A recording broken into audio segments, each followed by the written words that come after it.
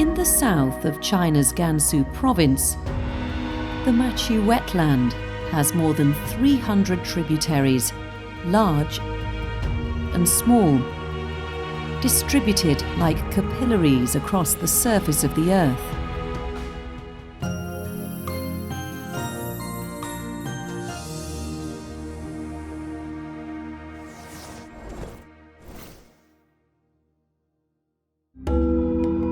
As the Yellow River, China's second longest river, reaches Maqu, the water it carries accounts for just 20% of the total water volume of the Yellow River.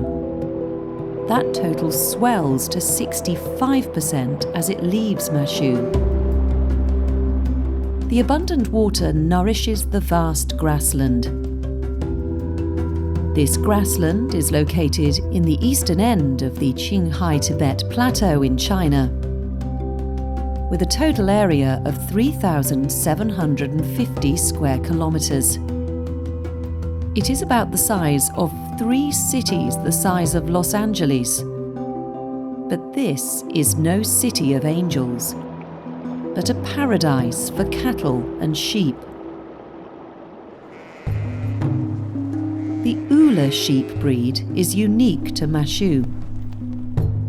It gets its name from Mount Ula nearby.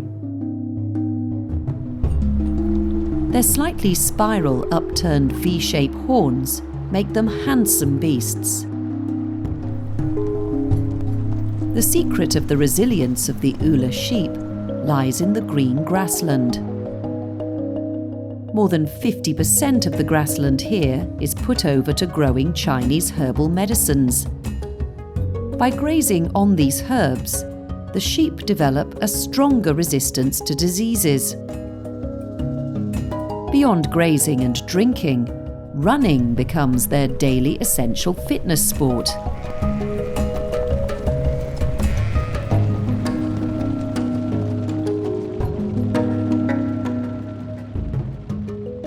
But the Ula sheep are not alone. The Yaks of Maqu also love running across the wetland grassland.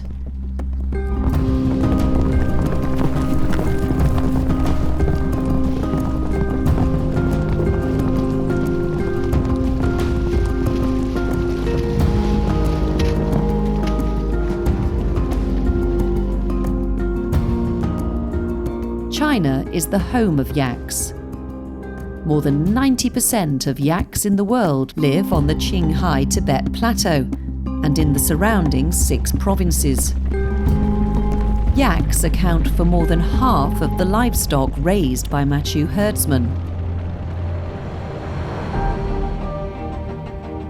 The rich water and grass not only nurtures Ula sheep and yaks, but also serves as the cornerstone of the existence of the Maqu people. The Yellow River, which nourishes more than 750,000 square kilometers of land, is called the Mother River by the Chinese people. The Maqu Wetland contributes nearly half of the water to the Yellow River. What it truly nurtures goes far beyond what we can see here.